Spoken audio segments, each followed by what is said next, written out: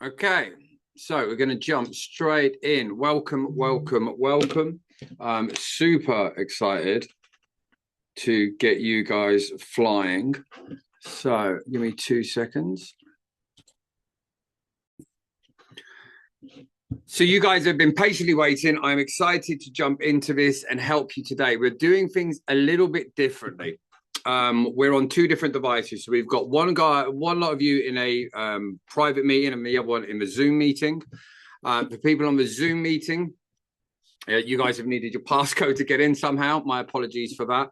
And it's genuinely good to get plenty of people in on this stage. We're not trying to have these as massive workshops, but actually what we're doing here is bringing a small amount of people into a place where we can really impact you for the best possible way over the shortest period of time. Now, this is not meant to be some degree of a motivational session. It's not a hype-driven training. It's not designed just to give you a load of random tactics to try out next week. What today is, it's a working session, if you will. And it's designed to help you guys, whether you guys are dropping in now from Zoom or you guys are over here in the private network. It's about answering one simple question. Is there a way that you currently generate sales? Is that capable of producing the growth you want? Or whether you guys are on Zoom or on a private network, are you relying on just putting more effort in, more pressure on, and hope to prop up a system that isn't actually designed to scale? Now, I'm sat at my desk here today deliberately because it's not because I don't have enough energy, and it's not because I can't stand up, but because this conversation for both lots of you, it's not about performance. It's actually focused in on clarity. Now, for the next 75 minutes or so, I want you to think about, as an owner, reviewing the business, not as a salesperson hunting around for a new script, not frantically note-taking, no trying to capture every sentence, just listening, thinking, and if you've got a pen and paper, taking down what we're talking about to give you that mindset. And at the end of this, the very most that you could do is book in with the team to have a call and actually get a tailored audit on your business, which if you've been on here, we'll do it for free. Now, I want you to leave today with a level of certainty around what's possible. Now, before I go any further, I want to make a small agreement with you.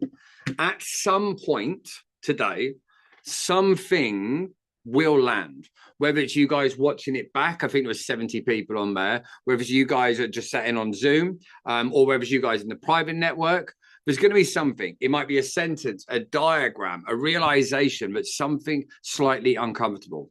Now, when it does, your instinct will be to explain it away. That's us, but you'll think that type of thing. Now, you might start going, well, that applies to X, but except we can, and you'll find all these justifications.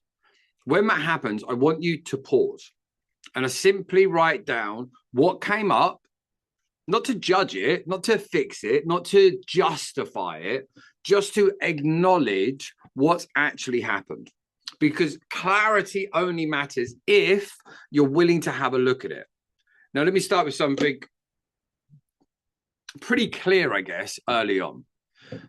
Most businesses do not struggle because they lack effort. This isn't about, I'm not working hard enough. In fact, most of the people that are on either of these 2 calls, or you guys that are watching it back, you probably work extremely hard. They answer your calls late, you chase your leads, you follow up, you tweak your offers, they try new platforms. Maybe you're even sitting through training after training after training. And yet, despite all that effort, you're still at the position where sales likely become probably inconsistent. It probably Some months are feeling good. Some months are feeling stressful. Some months feel maybe confusing. That could be another thing. And that inconsistency is not a personal failure. It's a structural one. And we're going to talk about this in two tiers today. The initial part is, instead of just thinking of your business, I want you to think of it like a Formula One racing team. And you've got two parts. We've got the vehicle itself, and then we've got the driver. And what we want to be able to think about is, first and foremost, the physical system, but then the driver. If this isn't performing, the best driver in the world isn't going to help you win. But at the same time, if you've got a good driver and the vehicle's not working, it's not going to help. And what we want to be able to do, and this is what today's really about, is about helping you separate what is a people problem from what is actually a system problem. Because if you misdiagnose the problem, what you'll do is you'll actually put in the wrong solution. And the most common mistake I see is businesses trying to solve system problems with a human effort, working harder, talking faster, pushing more. Now, that might work short term, but it's always breaks eventually.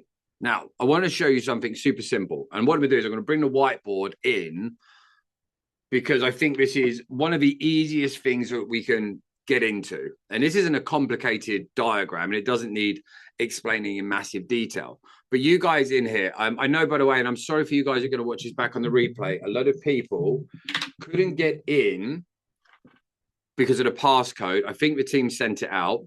So we've got a handful of you that are sat on Zoom, and then you guys have all made it in the network. You guys didn't leave the passcode, so I apologize.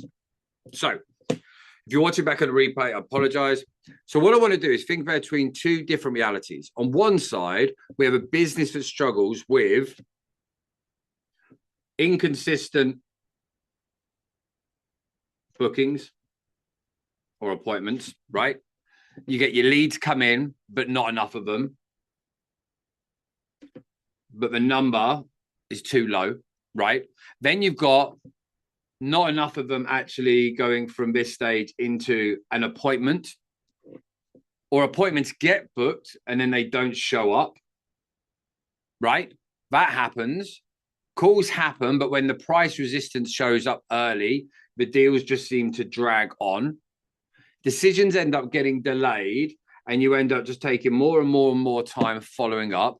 Those follow-ups become more reactive, which again is never in a good place to be. And then on the other side, we have businesses that generate consistent appointment leads. They end up generating consistent appointments. They have a high percentage show-up rate. And then on top of all of this, they have calm, structured conversations that actually come to having clear decisions.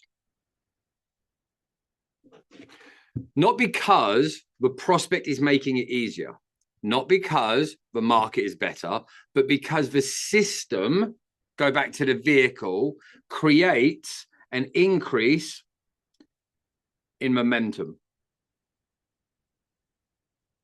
Now, most people assume the difference between these two businesses is more talent, and it's not. Talent helps, but they assume, and it's confidence. Confidence helps. They assume it's motivation or mindset. It can help, but it's not the key differentiator. The difference is actually the structure. One side relies on people being at the stage, but they're trying to get everyone in. Let me just turn it off because it was just beeping. The other side relies on doing a heavy lifting so people don't have to. And everything we talk about in today exists on one reason. And what we're trying to do is, and this is literally the goal all the time, close the gap. Not by adding pressure, not forcing urgency, not manipulating prospects, but by designing a system but actually gives the right outcome, the more natural outcome. Now, let's talk about numbers for a moment, not the theory side of how all this works. I hope you guys are finding this of use so far. Now, most businesses that are going to be here, whichever side you're on, you generate leads, but that's not the core problem of what you've got. The problem is actually what happens after you generate the leads. Typically, let's say we work in 19 industries, but I'm going to lean into certain specifics. Let's say that you get yourself in 100 leads. I'm going for that because I'm good at maths. I'm not good at maths even. So what you might end up looking at is you go, okay, so let's say that you've got 100 leads and then you've got a certain conversion at each stage, and that's going to equal into a certain amount of revenue. Again, that's not because you're bad at what you do. It's because the system ends up leaking, and this puts you below the industry high. And if someone else is doing it, you can do it too. And it's so important to realize that everything that we're here talking about can change when you start getting this right. Now, here's the part that really matters. When booking rates improve, when attendance improves, when follow-up becomes more structured instead of reactive, and when those conversations are actually framed properly, the same amount of leads that you have will have a massive increase in conversions, which will lead to a huge amount of increase in revenue. And that's the same amount of leads, the same amount of market, same offer, but a different system. And this is the point. Something important happens. The question stops being, is this possible? And what the question you should be asking is, what aren't we doing? And why aren't we operating this way already? And more importantly, how long can you guys, wherever you are, afford not to do this? Now, I want to be completely transparent with where you guys are today with regards to leads, because it all makes a massive difference. And at the end of the session, we're opening a couple of limited number of reviews to be able to look at what you're currently doing and give you an assessment and an overview of the business. And these aren't designed to just be sales calls. They're working sessions where we can take a number of businesses, we can look at your numbers, we can look at your process and map it out directly, just so that you're seeing what is possible. And the goal is pretty simple: to show you today exactly where that revenue is actually leaking and what fixing it would actually require. And I'll come back to it later. But for now, I want you to stay focused on understanding the mechanics behind what we are actually trying to achieve. Okay, now let's talk about why sales often feels harder than it actually should.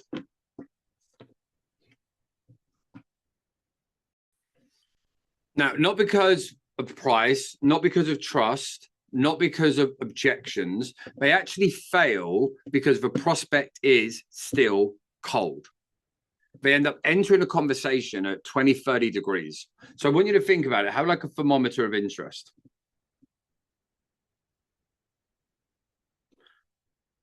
And let's say, for example, that for someone to buy from you, they need to be up at 85 degrees to buy.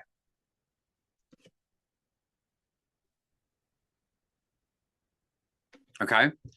Now, what's happening is, as your leads are coming in, they're so cold that you've got to do all of this work to build it up to a buying point.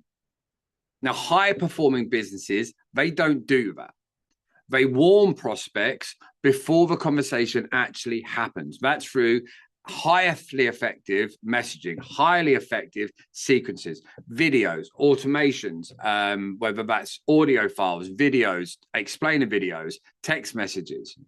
And this is why some sales conversations feel calm and logical, and others feel tense and combative. Also, this is why closers actually end up burning out. So what we want to be able to look at is, if they're trying to do the system work with the human effort, it takes all of their energy. And no amount of confidence can compensate for having a cold system. where actually we want to be at the stage of not having to rely on just having motivation to fix a problem. The goal should be to make more money and work less. How does that sound? And this is why most businesses get stuck. They sense something isn't working, but instead of stepping back, what they do is they end up just pushing harder. And that brings us into a critical distinction, and we'll explore that next. That will probably make more sense, because actually we want to be at the stage of two areas. Anytime that you open your mouth, you are either increasing or reducing resistance, and you're then either increasing or you're reducing flow.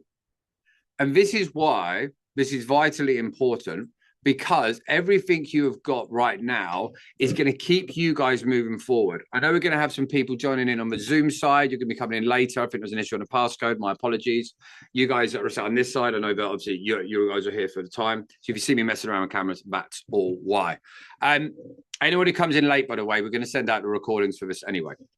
So anytime we open our mouths, we want to think about the fact but we are either increasing or reducing resistance or increasing or reducing flow.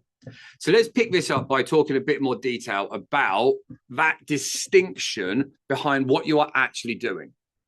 Now, imagine if I'm right, and every time we open our mouth, we're either moving towards a sale or we're actually adding barriers. Because once you see this clearly, it becomes almost impossible to unsee. And it actually changes the way you'll look at probably every single sales conversation that you have. And what I'm going to do is bring back to the whiteboard on here and show you in a little bit more detail. But I want you to think about this in the clearest and most simple way. If they need to be on our thermometer of interest, but they need to be up at 85 degrees to buy, if we've got an appointment setting stage and a closing stage, if your appointment setting stage is low, then this level of interest is probably going to get them up to sort of 35 degrees. You're expecting the closing stage to do all of this work. But actually, when you get the system done in the right way, this will dramatically change and make the closing stage far much easier, and it will rocket your revenue and your conversions. And it'll actually make it easier for you to scale out everything that you guys are doing. So I'm going to break this down in a little bit more detail, just so you get context behind this. Now, it is important to think about what you're actually trying to achieve. So for you, 15, think about it like this, because you guys have been here for the whole time. Out of what we've covered so far, I want you to think about the fact of within the stages that you have from lead-in, appointment setting, closing, follow-up, where is the biggest opportunity that you have? For anyone who's watching back on the replay, the same. When people are dropping in on the Zoom side, this will all make sense in a little bit for you, just because we've got to carry on with what we're doing at the moment. My apologies for the tech.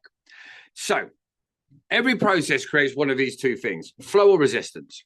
Flow feels calm. Conversations will move forward almost naturally.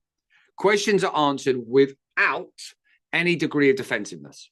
And decisions happen without any degree of pressure. And what happens is resistance then feels really different.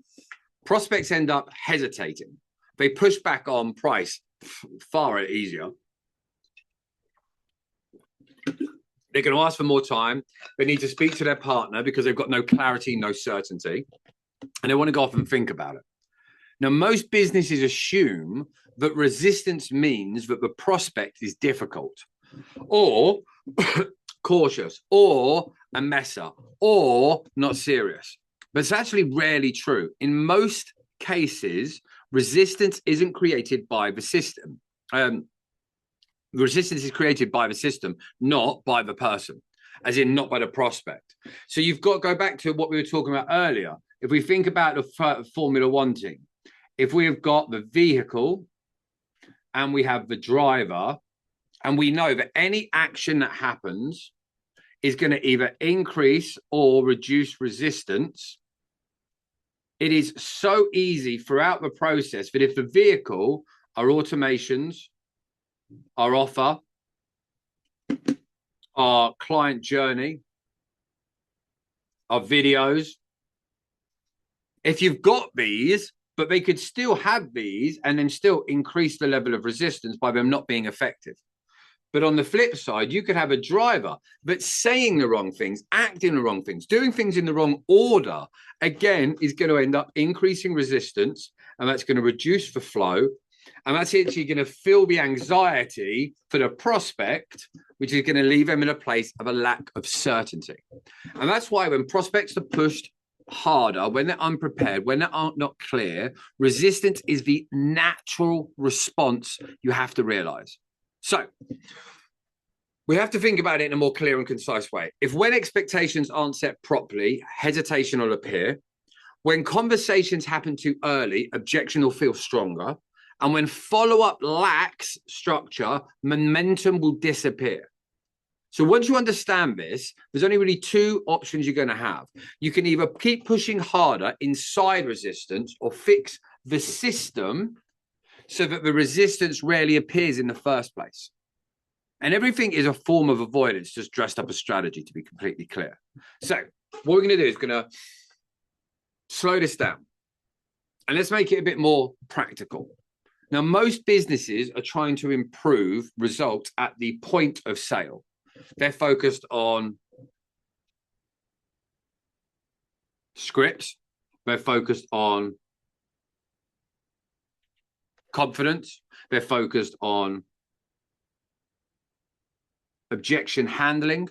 And while those things matter a lot, they're not the biggest area where gains are actually made. The biggest gains are made before the conversation actually happens. Go back to that thermometer of interest. If you can get to the stage at when the appointment setting and the phone calls happen, that will massively increase what's going on. So for you guys on both screens here, I know I look around like a lunatic doing this all the time. I want you to think about this. High-performing businesses understand that something most others miss. Sales is not one singular event. Sales is a sequence. It's a sequence either creating momentum or they either create friction. And when you treat sales as a single conversation, you force everything into that one singular moment. You try to explain, you try to convince, you're trying to persuade, you try and overcome. And then when you treat sales as a sequence, each step does a small amount of work, but over time, this massively compounds and gets you to the goal where actually the other person gets their goal too. So by the time a conversation happens, it feels more logical, not emotional. And this is why some businesses close deals completely calmly without pressure, while others feel every call is actually a battle. And it's not just because one salesperson is better. Does a salesperson matter? Of course. Does a great salesperson help? Of course. But if we go back to that Formula One version example, if we've got the vehicle and the driver, and you've got a fantastic driver, that was going to be a tick, but the vehicle's got a flat tire, this is going to make things so much harder. And actually, your driver isn't going to give you the optimal performance because they're not actually in a vehicle that they have full confidence in. And this, again, is going to add more resistance. And it's because one system is better than another. And we'll address something that often comes up at this point. A huge amount of people tell themselves, this won't work for my industry. Our prospects are different. Our price point makes this harder. Our people are smarter than this.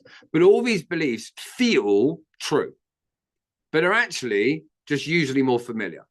Because anytime something hasn't been working, we have to attach a reason behind that. And every business believes their buyers need more convincing. And in the nicest way, the same principles will apply everywhere. Now, people will resist when they feel rushed, and they'll hesitate when they feel unclear. And that what will happen in the end is you'll end up doing a lot of this stuff, and you'll end up making people delay when they don't feel safe to make a decision. And this is why systems create clarity. They remove resistance. And I want to talk about this briefly because effort is where most people and most businesses get stuck. Now, I'm not saying you just be lazy, but actually, where results dip, effort increases. Let's just do more calls. Let's do more follow-up. Let's do more chasing. Now, does that help? Yes. But it also makes a massive difference on what system you are working with, the skills that you have got, the process, the words, everything you're doing. This is why when I talk to a lot of the clients we have now, so you look at some of the solar companies, for example, that go from a 15% conversion to a 60%. That's a 400, is it 400 or 300% increase?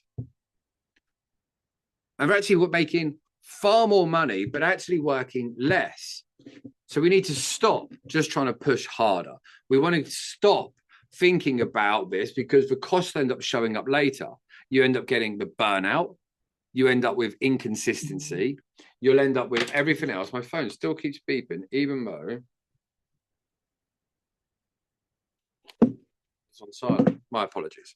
And this is where what will happen is the structure that you have will try and compensate for the problems with human energy. And that system isn't designed to work that way. And that's what brings up the critical question. If effort isn't the answer, what is? So we want to be able to think about the fact at the moment that with everything that's coming on at the moment, we want to think about how the design will make the biggest difference for you guys. So on either side of where you're at, you want to be able to think about what is going to be the design needed to increase the conversions. You're going to have the vehicle of the business, the process, the systems, what happens at each stage of where you're at. But then also, you're also going to have the driver, the salesperson, how they're utilizing and getting the best out of it. And what we've got to do is start at the tail end and reverse back. Because designing the conversations that feel like a logical step, not on a big pressure point. And this is where the foundation of what we're going to talk about today, which is our scale framework. It's not just about saying better words. I know so many amazing salespeople that are not making the money that they want to make. And with the guys that are sat on this side, you guys will all get the replay. And you guys that have been here for this whole time, I want you guys to all think about this. If it was just a case of our staff should be doing this, working harder would make more sense.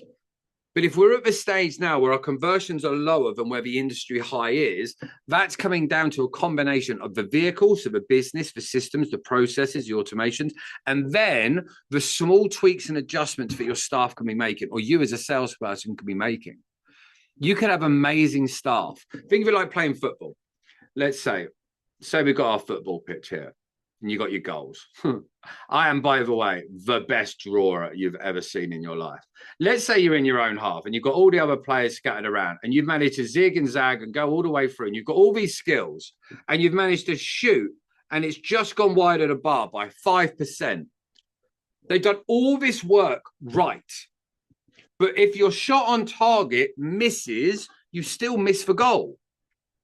So for some people out there, their salesperson only needs a small adjustment to start getting a higher conversion within here. But actually, if you can get the ball up to them quicker, faster, with less stress, they can get more shots on target. So what we want to start thinking about within the business is both elements for the vehicle design and the process behind it. And that's what we're going to talk about here with the scale framework. Now, you might be thinking about what your current process is, and that's all right. So we start thinking about where do the leads come from? Okay. What happens after they inquire? How much preparation happens before a call? All of this stuff will come into our mind, right? Because that's going to lead into the goal of booking an appointment, right? Or maybe you're going straight into a close. But we've got to remember, if the leads come in, unless they're super white hot, they're not going to be at this stage, and that's going to give them a feeling of an increase in pressure. Because they're not at the stage that they're sold. They're hunting for the idea. So what we want to start thinking about, team, is how often conversations feel harder than they should. Now, we all know that happens. And what we end up doing is rushing past it.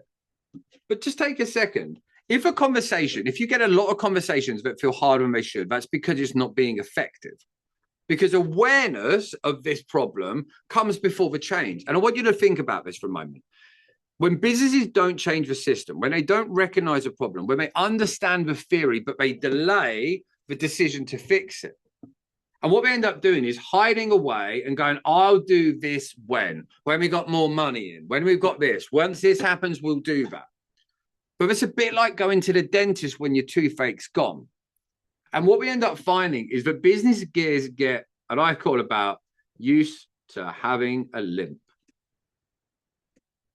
And they get so used to having the problems within the business that it becomes the norm. And we start telling them, oh, we'll come back to this, we'll do it in May, we'll do it in June, let's get through summer, let's get through winter, let's get through Christmas. We'll do it when the cash flow improves, when we hire someone that will fix it, when timing feels right. But structural problems don't fix themselves.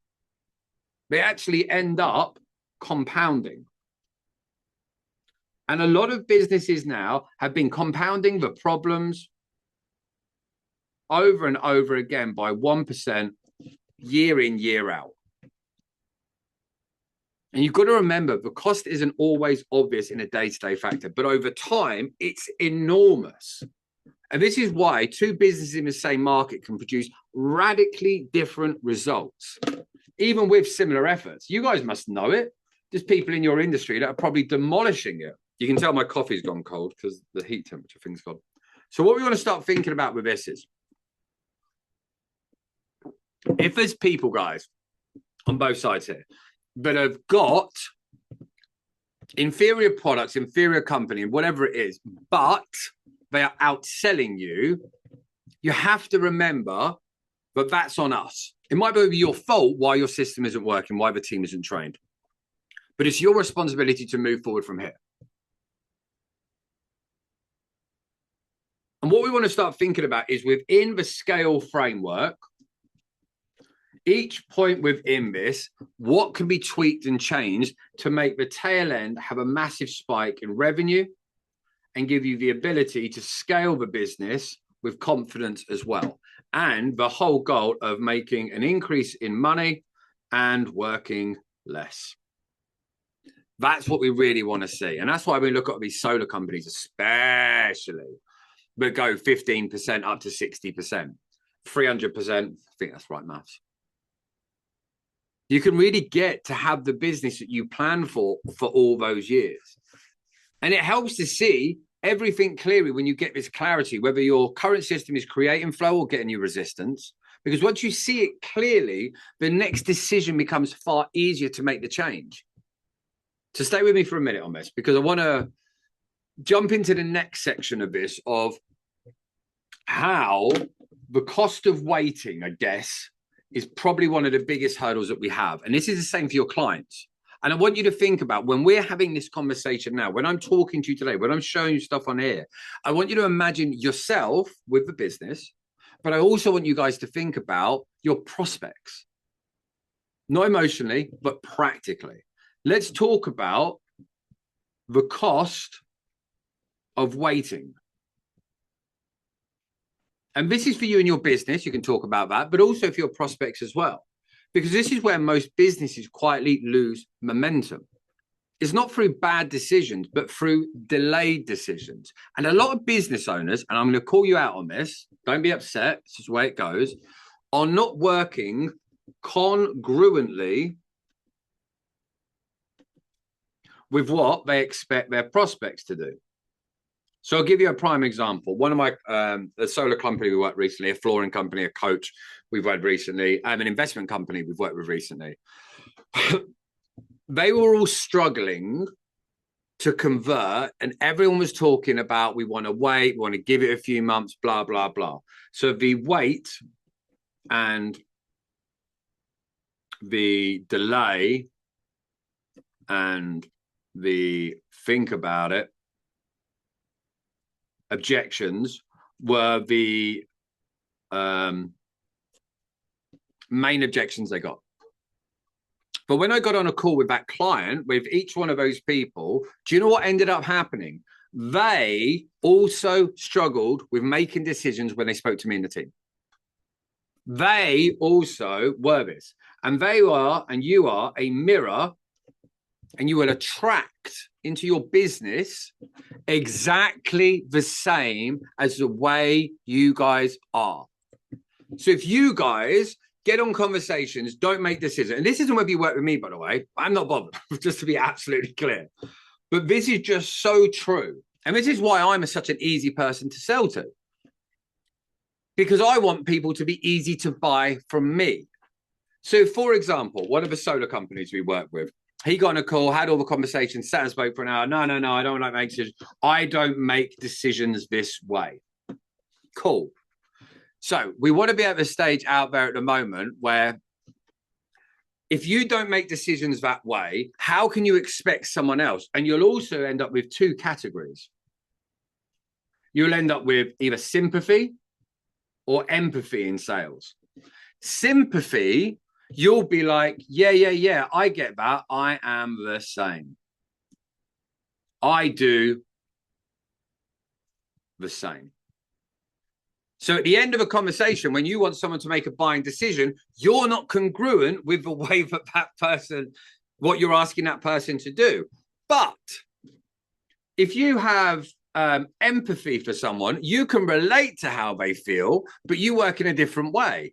And actually, if you're someone who makes sharp decisions, if you're someone who's put yourself out of the comfort zone, if you're someone, whether you guys on either side here are someone who can look at a bit of evidence, information, conversation, and make a decision based on the facts, you will have empathy for that person because you're like, yeah, no, I get it. It's a big decision. You call it if I give you a perspective on how I make these decisions. And you can be a good leader for that person. And this isn't about increasing pressure for people, but you're either going to associate with, yeah, no, I never make decisions in this way, or actually you're going to have empathy with, hey, listen, I used to be exactly the same. Do you mind if I help you? Because actually waiting feels sensible. It feels responsible. It feels like you're being cautious rather than reactive. And on the surface, waiting often looks like the right thing to do. I'm aware of that. But when the underlying issue is structural, waiting doesn't create safety. It actually has an increase in drift. And most business owners don't wake up one day and decide to stay stuck. What they actually do for you guys here and for you guys on here is it's far more subtle what ends up happening. And this is exactly the same for your prospects.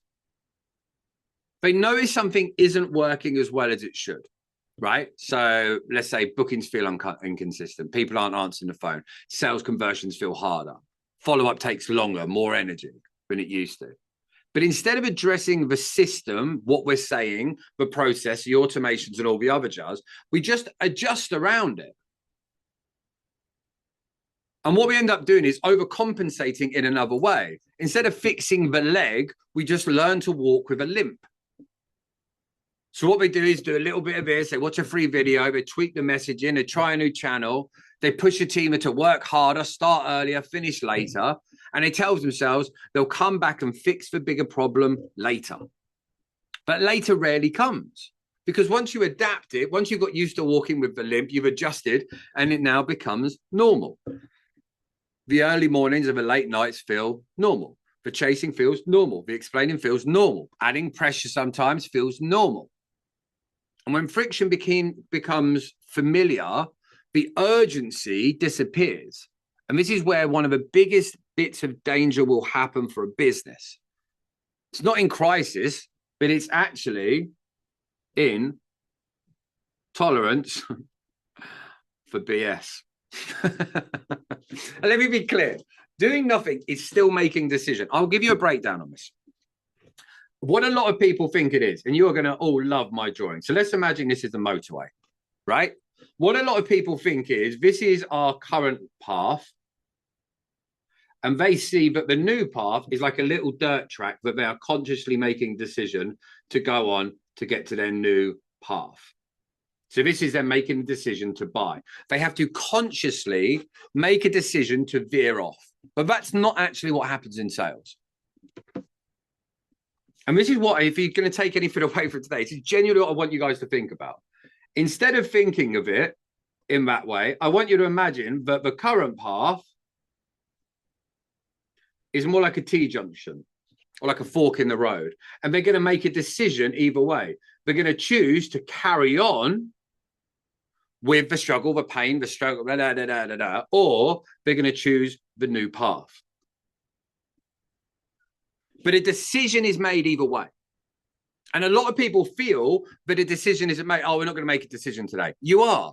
You're still making a decision. You're choosing a quieter decision. You're choosing a decision to keep operating within the same constraints, to still keep walking with the limp.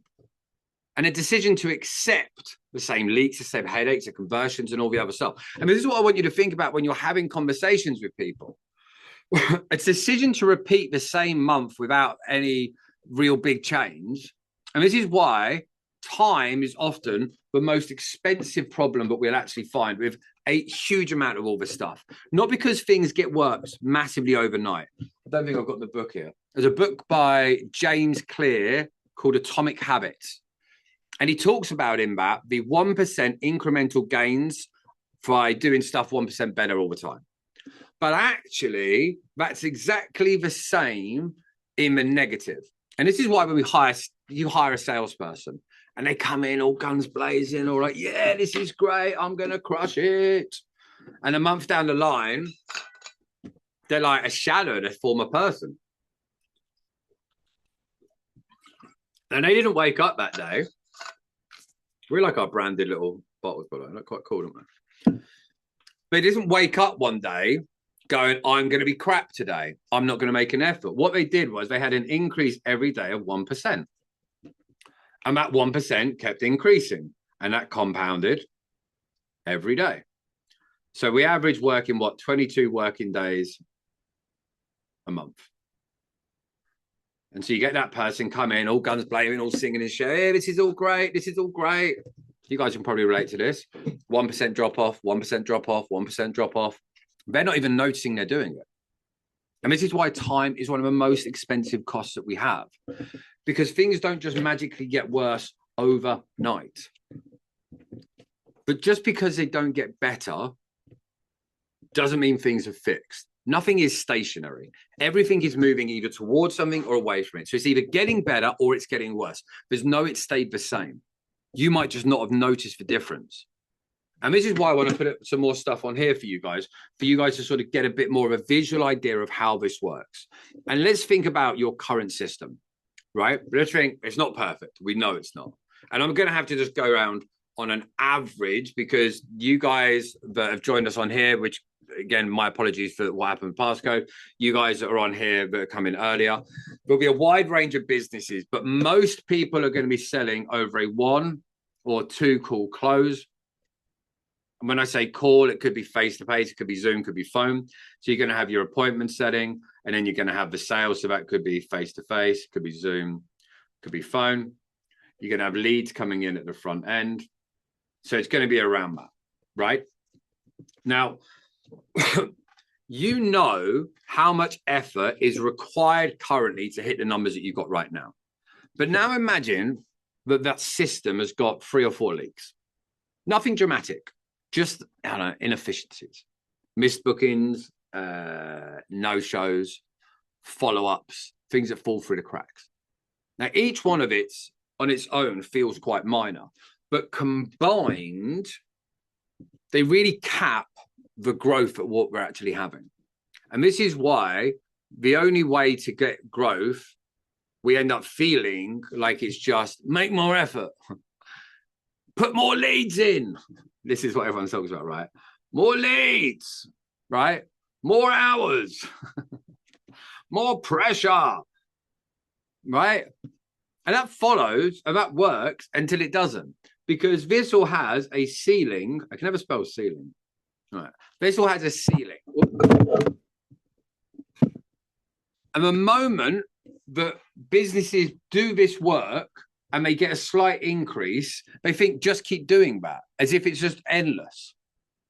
But what we end up doing, we end up hitting a limit behind all of this stuff, whether that's a pricing limit, a demand issue, whatever it is. But actually, what you've really hit is you've hit a system limit, because what you're actually doing is you're pushing harder based on human effort. Now, can the human involved be better? Yeah, sure. Can their skills get better? Yes. Can their mindset get better? Sure. Can their use of the vehicle get better? Sure. But if a system that they're trying to operate on, all you're trying to do is get the human part to work harder, it's not always going to end well.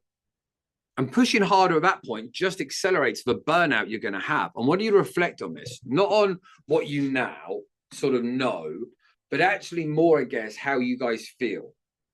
How often do sales conversations feel heavier than they actually should? How often does follow-up feel like work rather than a process? And how often do you find yourself explaining things that you already feel should already be understood? Now, those aren't sales problems. They're preparation problems. They're sequencing problems. They're system problems. And the reason this matters is because the system problems don't respond to motivation.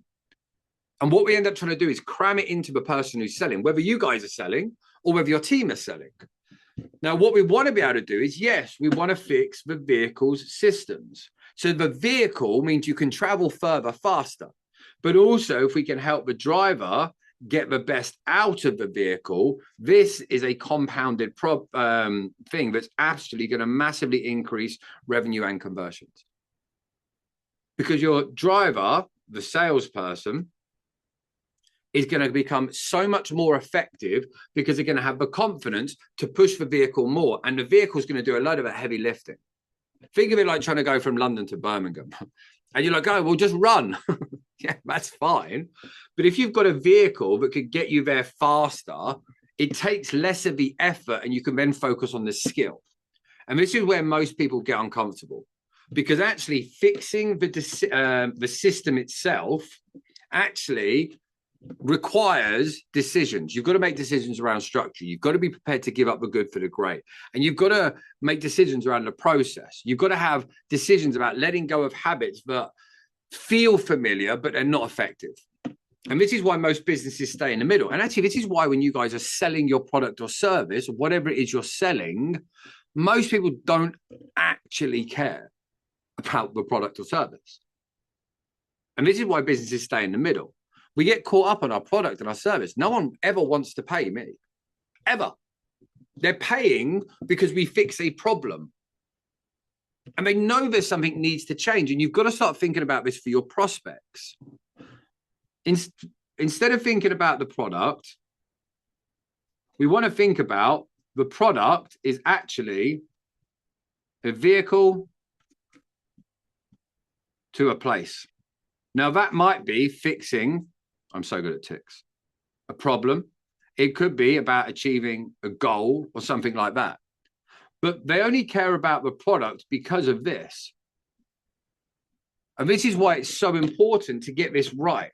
Because when you guys are having conversations, when you guys are selling, when you are offering something, for someone to buy from you, a change has to happen.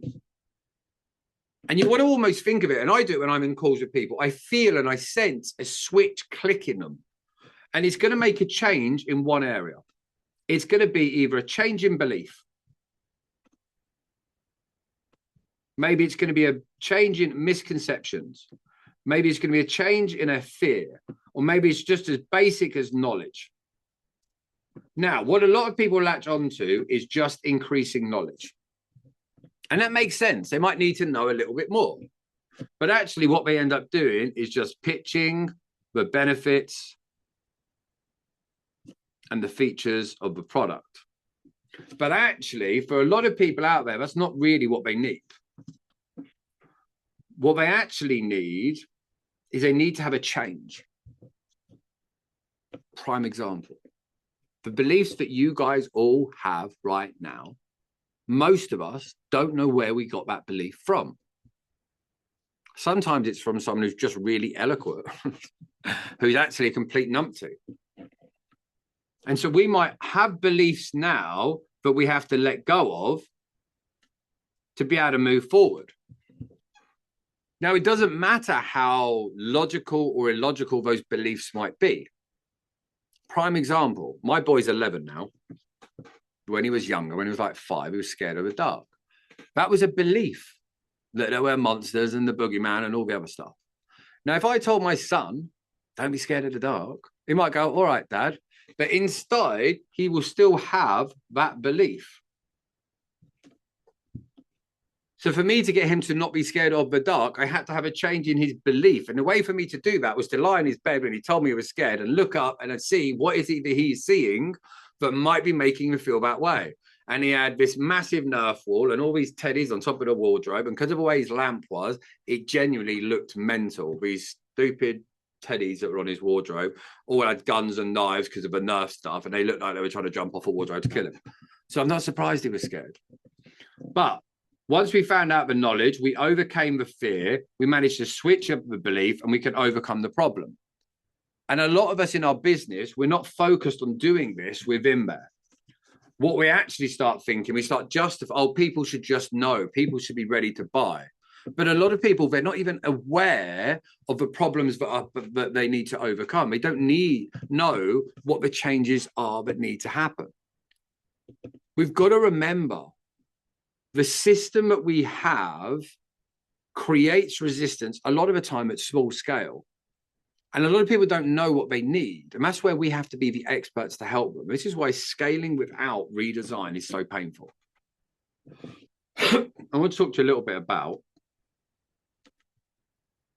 clarity. Because clarity is one of the real objections that we will face. Not action, not urgency, clarity. And once you guys sit into this stuff, once you see exactly where the system is breaking down, action becomes much more simple. And I'll give you a prime example. Everyone who's watching this now, if I told you next door's house was up for sale and it was next door to where you live, let's say it's £500,000. I don't know where Ron lives. Let's say it's 10 grand. You would have absolute clarity. But if I brought that for £10,000 and it was legit and all the other stuff, I could instantly sell it for a hell of a lot more. Let's say it's £500,000. You could sell it for 400 grand for a quick sale and absolutely crush. There would be absolute clarity about the value because, and this is one of the interesting things that I study quite a lot. Let me find the actual breakdown with what we were talking about for someone on this earlier. Let me just find it. I literally wrote this out to someone earlier because I was talking about this exact thing. And what we were talking about was in and around value. So what we want to be able to think about is this. And this was done by Alex Hormozi. I don't know if he created it. I don't think he did, but he talks about it a lot. And it's the value equation. So what we want to think about for a lot of things that are going on is one, the dream outcome. So if you're here with me now, what your dream outcome is? Might loads more revenue. Then you want to think about for your business. And then we want to think about the perceived likelihood of achievement. Now I call this worst case or worst case scenario. And that's going to equal into the value, right? But there's downsides to all the stuff we do as well.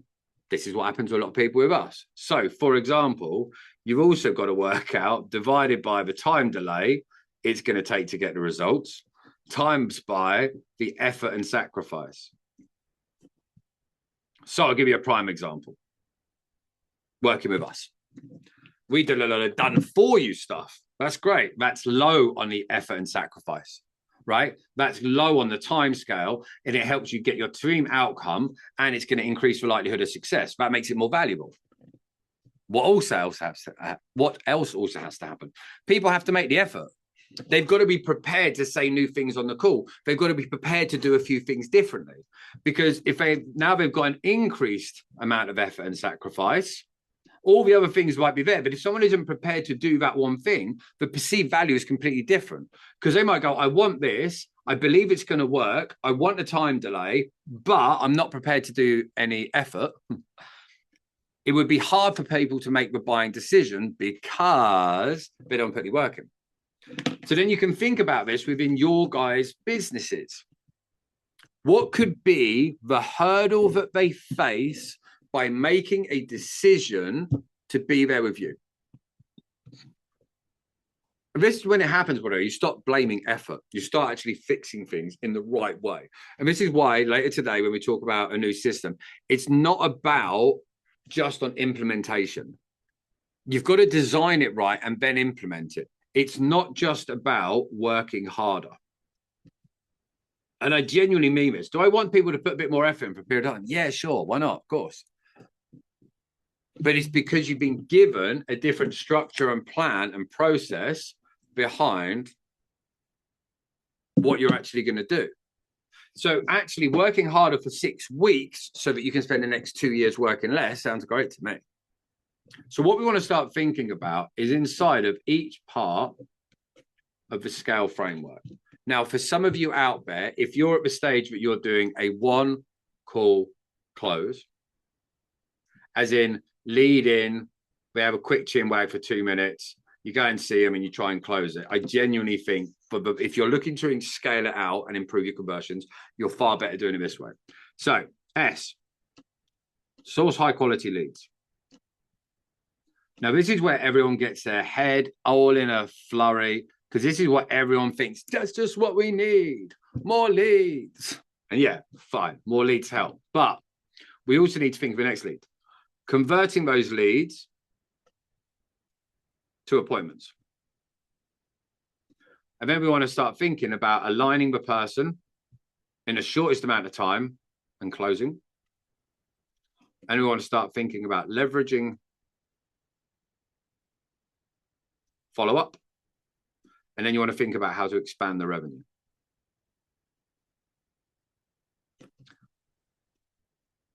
Now, I'm going to keep it super simple for a lot of you at the moment. And I know you love my handwriting. Right. Think about it like this. Sourcing high quality leads. I am not going to source your leads for you, but I also think for a vast majority, unless you've got the highest conversions in your industry, you probably don't need that. Leveraging follow-up, aligning closing, converting apps, there are free. Expanding your revenue. Do that later once you fix this stuff. And this is one of the most simple things you can look at. So, for example, I'll talk to you about some of the companies we've been working with recently. So we're in 19 industries. Solar's a great one. But any of these type of trade industries, they're great, as a lot of you all know. But let's say, for example, you put the same 100 leads in at the front. Let's say that if at the front end, you're only getting 40% of those leads to come through and actually convert into an appointment. So now we're down to 40. Let's say that you're then converting, whatever, 15%. Try to do the maths. 4, 6. So that's 6 deals. Now, once you know the average order value, let's say, for example, it's 10 grand. Then we go, okay, cool. So that's given us 6 deals. So then we've got 60 grand per month. Fine. Now, if you've got leverage follow-up and it's random and sporadic, maybe you're getting a couple of deals that might boost you up to 80 grand a month. But that's erratic and not predictable. Now, what we did with a lot of these solar companies, by fixing the system, fixing the vehicle, getting the automations. Sheffield Renewables just done this. They just put out their automations, closed 3 deals. They were doing 30 grand a month before, average order value 10 grand. Just closed 3 deals through their automations in the last week. It's 30 grand. That's what we were doing a month before, doing 130 grand a month now. Okay, so then when you get the right system in place, you can put the same 100 leads in. And I've got a client's GJ in prime example. There at the minute, 62% of leads spoke to is booking an appointment. Massively changed already. That's 62. We'll just say 60 because my maths suck. But then we've got a load of these companies now, because we've got that client journey, video, automations, explainer videos, things that are going to talk directly to your prospects before you actually go to see them, but will elevate their level of want, need, and activation. That's when they get up to hitting 60%. But even if you forget about that and just go, oh, screw it, for maths purposes, let's say 50%. That could get a business up to having 30 deals. That same thing, that can get them up to 300 grand a month. Now, your industry might be different. You might only be able to get up to a 30% conversion. But let's say, for example, you did that. You're still going to have doubled your business. And that's going to make the world of difference, because at the stage at the moment, sorry, my phone, even on Do Not Disturb, rings when it's my kids. That's the way it goes. If you then get your leverage follow-up there, this will have a massive uptick, because actually, if you get this right, this can add 20%, 30% on top of the sales.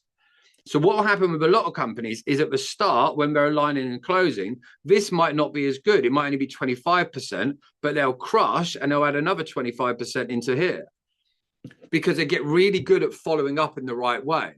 So then as you're getting skilled, as you're becoming more confident, as you're becoming more competent, all of this can make a massive difference. And then what you have to do is go into each area. So let's say, for example, we end up looking into a client journey. So we might have lead in, we have the appointment set in, and we have a closing, and then we have a follow-up.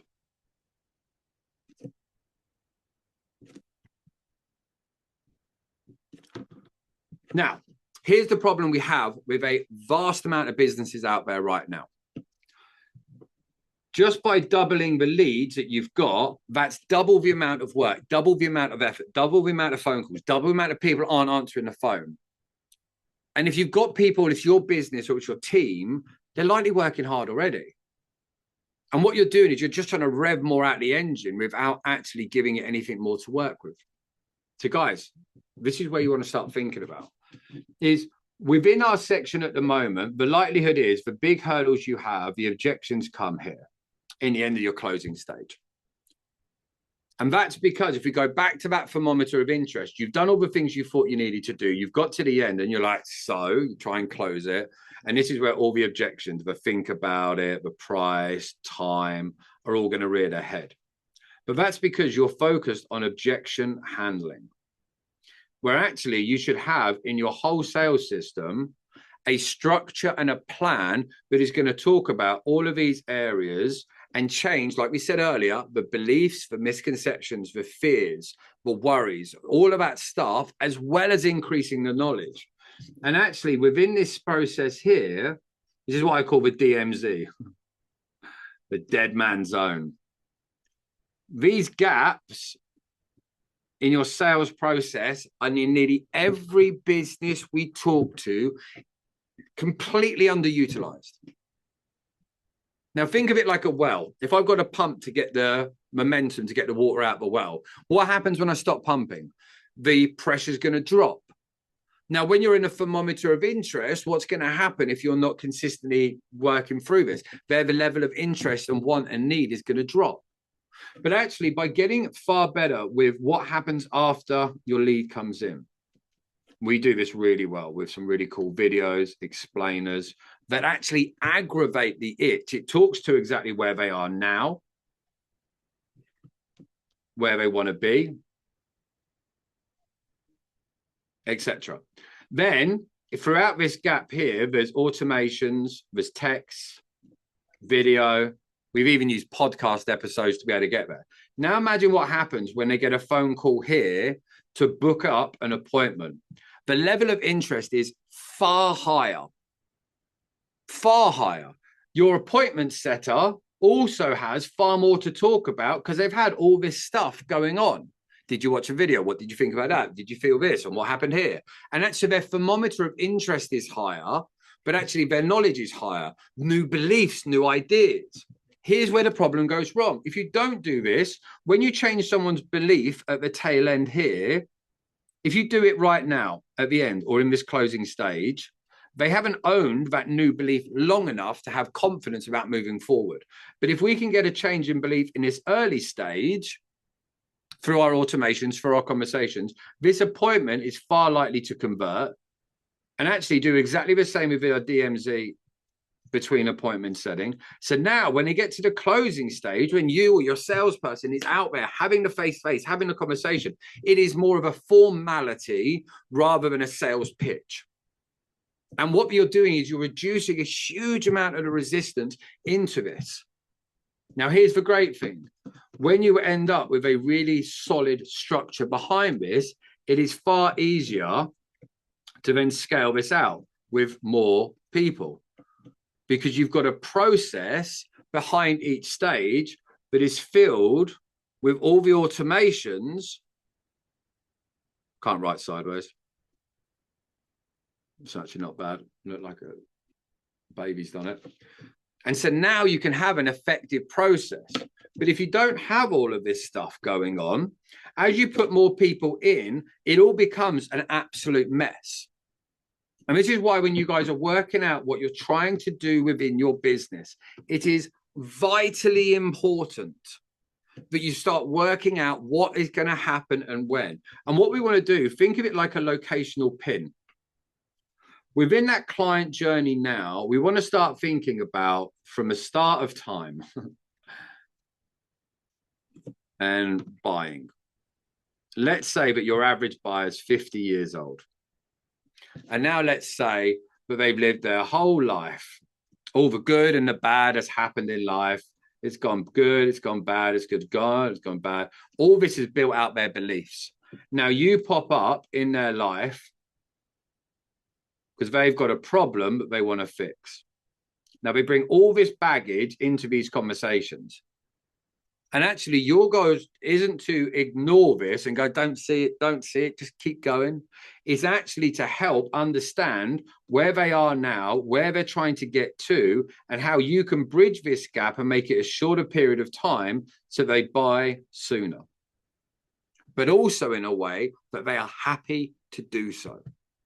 This is why all of this matters. Because actually, this isn't just about making your business more effective. Your number one job is to help people. That's the whole point. And there's an old phrase before from all the personal development days I used to do, and it said in there, but you can have anything you want in this world if you help enough other people get what they want. And this is why all of this is so important. But when you understand what's going on in each stage of the client journey, instead of just looking at it, oh, okay, I want to fix this and I want to fix that, it's going to make us more money. You have to remember about all those leads in there. Because if you've got 100 leads in and only 40 turn into an appointment, let's say, I know these are just random numbers, that means 60 fell out. Now say that out of the 40 that you sit, 5 turn into clients, on top. That means 35 fell out. So these people have gone through all of this effort to not get what they actually needed. So you've actually increased the problems that they have by not being effective within our businesses. And I cannot stress this stuff enough. And if you're sitting here with you guys on either side here, thinking, okay, well, this starts to make sense. This has gone back to the value equation for what we do. You're increasing the likelihood of success.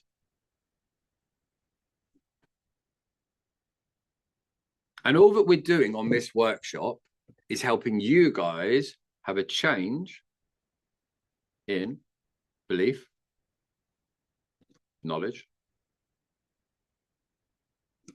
Maybe we're helping you overcome a misconception. Or it could even be that you're coming over a fear. And the reason we do this, because our client journey works a little bit different. When we were saying about leads in, a lot of people will come to us organically. So they'll come through social media. We've got the DMZ, so we've got the videos and all the other jazz. But actually, the workshop is very similar, but it would be like an appointment setting stage. So actually what happens with us is the workshop elevates the level of interest. So you guys either sit on this and you're, oh my God, this guy's voice is horrific, I hate him. Or you're like, oh my God, this guy's great, I really work with him. So what ends up happening is when you then book for an audit or a conversation with the team, what you end up doing is you come into that with a change in all the beliefs, knowledge, misconceptions, and fear, so that you can actually just look with an open mind at a solution without the fear.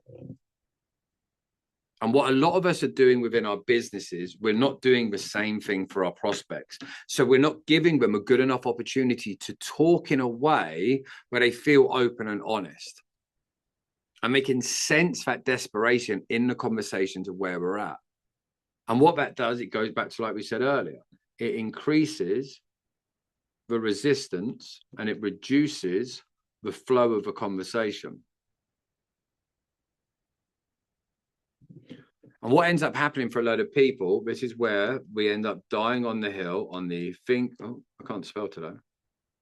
The think about it, quote, and all that stuff. Because over time, the more that time passes, that thermometer of interest goes from, let's say they need to be 85 to buy, say you got them to 74, they're going to sound and feel like they're ready to buy. But over time, that's going to drop down 68, 52. And then when we do get hold of them up in the follow-up process, we're like, hey, so you're ready to get started?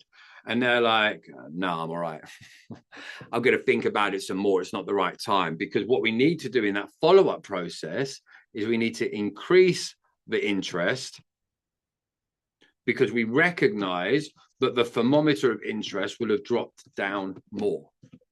And again, this is why follow-up can be so much more effective if you go into it in the right way. Now, everything we've spoken about here today is more around the idea of the vehicle. So one might be the fact of how you've got your scale framework set up. And then you've gone through and you've worked out, okay, so our scale framework isn't aligned in the basic sense. We've got leads coming in, so that's a tick.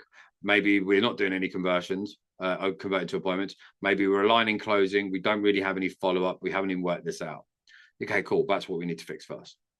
But then you start going through each part of this stage and you actually work out there's probably going to be inside each section 10 to 15 fixes. So then you go 10 to 15, 10 to 15, 10 to 15. Now, all of these little fixes that you have take time. And you've either got to know what to do or you've got to guess. And this is where the time delay happens. Because if you guess this, you might change a couple of things here, and then you got to wait a month to see if it worked, and here and here. And this is why a year down the line, we're frustrated and we're tired and we're overworked, because we've done all this work, but we haven't got what we wanted. And this is what happens with a lot of your prospects. They're trying to do a little bit here. They're coming into calls and conversations, And what they end up with, and this is where a lot of people end up with, is they end up with decision. I'll try and write it in there. Fatigue.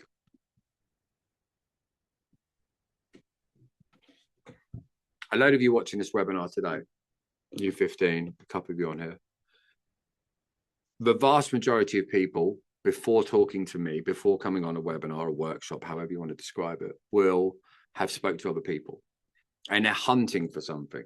But if we're really honest, we don't know what we are looking for.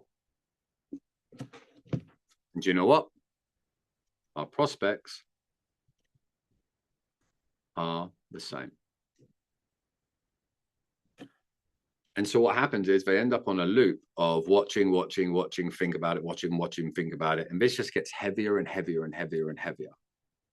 But actually what we want to start thinking and what we want to start working out for our prospects, and you guys can do this too, is instead start working out what do they see the worst case scenario is.